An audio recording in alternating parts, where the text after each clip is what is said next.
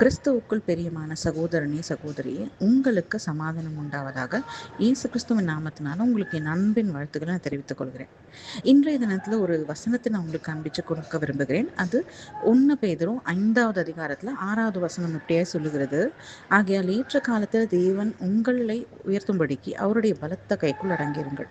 அப்போ நமக்கு கிறிஸ்துவுக்குள்ள இருக்கிற நமக்கு ஏற்ற காலம் வரணும் அப்படின்னா, ஏன்னா காலம் தேவனுடைய கரத்தில் இருக்கிறது இல்லையா? ஸோ ஏற்ற காலம் நமக்கு வரணும்னா அவருடைய கைக்குள்ள நம்ம அடங்கி இருக்கிறது மிகவும் அவசியமா இருக்கு.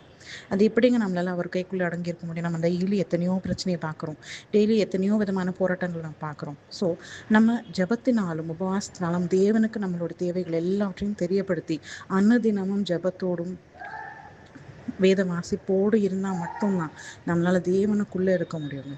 ஸோ நம்மளுக்குள்ளே இருக்கிற எத்தனையோ வாய்ப்புகள், சந்தர்ப்பங்கள், கடவுளுக்கு எல்லாமே திறக்கப்படாமல் இருந்தால் கூட அது தேவனுடைய கரத்தில் இருக்குது. ஏன்னா உலகத்தான் எப்படி அவன் உயர்வு தாழ்வை பார்த்தா கூட நமக்கான காரியத்தை செய்கிறதுல அவர் ரொம்பவும் ஊக்கமுள்ள தேவனாக இருக்கிறார்.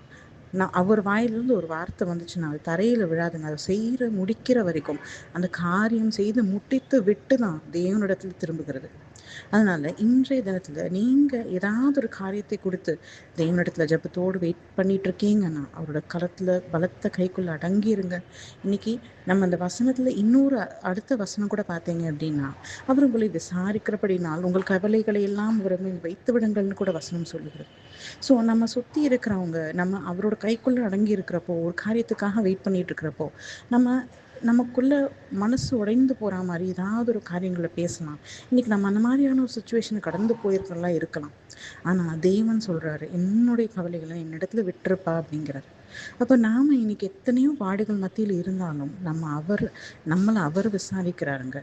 வருத்தப்பட்டு பாரம் சுமக்கிறவர்களே நீங்கள் எல்லோரும் என்னிடத்துல வாருங்க, நான் உங்களுக்கு இளைப்பாறுதல் தருவேன்னு சொல்லியிருக்காரு. கவலை கஷ்டம் சூழ்ந்திருக்கிற நேரத்துல கூட நம்ம அவரோட இளைப்பாறுதலை தேடுவோமே. 9வது வசனத்தை கூட பாருங்க. வசனம் இப்படியே சொல்லுகிறது: விசுவாசத்தில் உறுதியா இருந்து அவனுக்கு எதிர்த்து நில்லுங்கள். அவனுக்கு நான் பிசாசுக்கு எதிர்த்து நிற்கணும். அப்ப நம்ம தேவன் பேரில் நம்ம விசுவாசத்தை வைத்து பிசாசுக்கு எதிர்த்து நிற்போமானால் அப்ப தேவன் நமக்காக அதை செய்து முடிக்கிறவராயிருக்காருங்க. உலகத்தில் எல்லாம் இருக்கிற உங்கள் சகோதரிடத்தில் அப்படிப்பட்ட பாடுகள் நிறைவேறுகிறது என்று அறிந்திருக்கிறீர்களேன்னு சொல்லுது. ஸோ நமக்கு முன்னாடி இருந்த விசுவாசிகள்ல பாருங்க, ஆபிரகாம்ல இருந்து பவுல் வரைக்கும் எத்தனையோ பேரை நம்ம பார்க்குறோம். அன்னைக்கு அவங்க அந்த விசுவாசத்தை போராடலைன்னா அவங்களுக்கு அந்த நித்திய ஜீவன் கிடைச்சிருக்குமாங்க.